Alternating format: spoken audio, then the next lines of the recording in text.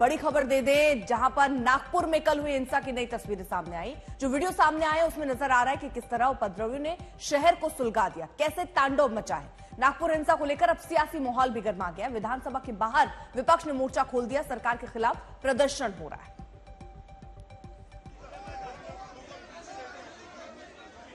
ऋत्विक भालेकर मेरे सहयोगी इस वक्त जुड़ गए हैं तमाम जानकारी के साथ। तो आज महाराष्ट्र विधानसभा में बवाल के पूरे आसार हैं। ऋत्विक, ये जो हिंसा का मामला है किस तरीके से इसे विपक्ष उठाने वाला है, क्योंकि सवाल लगातार प्रशासनिक व्यवस्था पर उठ रहे हैं और ये कहा जा रहा है कि ये सुनियोजित साजिश थी।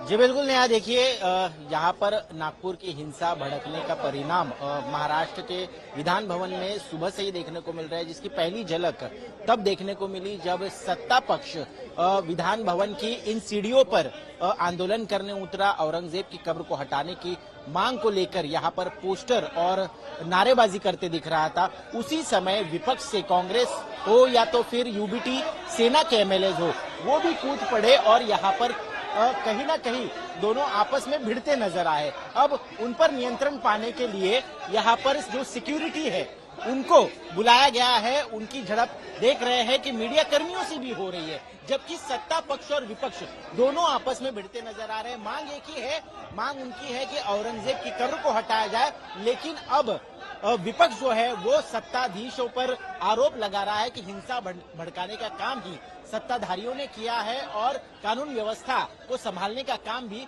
वो बखूबी नहीं कर पा रहे हैं और उनकी खुफिया एजेंसी जो है वो पूरी तरह से नाकाम हुई, जिसके कारण आज ये स्थिति नागपुर में देखने को मिल रही है। और कहीं ना कहीं हम ये भी आज देख रहे हैं कि इसी मुद्दे को लेकर राजनीति गरमाते हुए नजर आ रही है। यहाँ पर चाहे शिवसेना एकनाथ शिंदे गुट के विधायक हो या तो फिर बीजेपी के विधायक हो और कांग्रेस और यूबीटी सेना के विधायकों आपस में भिड़ते नजर आ रहे हैं विधान भवन के बाहर। और कुछ ही समय में जो हाउस की प्रोसीडिंग्स है वो शुरू होगी। मुख्यमंत्री देवेंद्र फडणवीस नागपुर हिंसा पर जवाब देने वाले हैं, जानकारी देने वाले हैं। अब आगे जाकर विपक्ष किस तरह से सरकार को घेरने की कोशिश करता है, ये देखना बहुत ही महत्वपूर्ण होगा। ऋत्विक, यहाँ पर चुनौतियां सरकार के सामने, यहाँ पुलिस के सामने सिर्फ ये नहीं है कि सड़क पर जो लोग पहुंच रहे हैं जिस तरह की मंशा के साथ उन्हें संभाले, यहाँ नेता ही आपस में भिड़े पड़े हैं। जो तस्वीरें आप दिखा रहे हैं वो अब दिखाइए जरा एक बार फिर से कि किस तरह से वहां पर सत्ता पक्ष और विपक्ष आपस में भिड़ते हुए नजर आ रहे हैं। विधानसभा के बाहर दोनों पक्षों में तनातनी हुई है। इस वक्त हम आपको तस्वीरें दिखा रहे हैं। सत्ता पक्ष की तरफ से यहाँ पर ये कहा जा रहा था कि औरंगजेब की कब्र हटाई जाए, विपक्ष उसमें कूद पड़ा। विपक्ष भी हालांकि यही कह रहा है, लेकिन जबरदस्त प्रदर्शन जो है वो चल रहा है और आपस में तनातनी चल रही है। जरा तस्वीरें एक बार दिखाइएगा।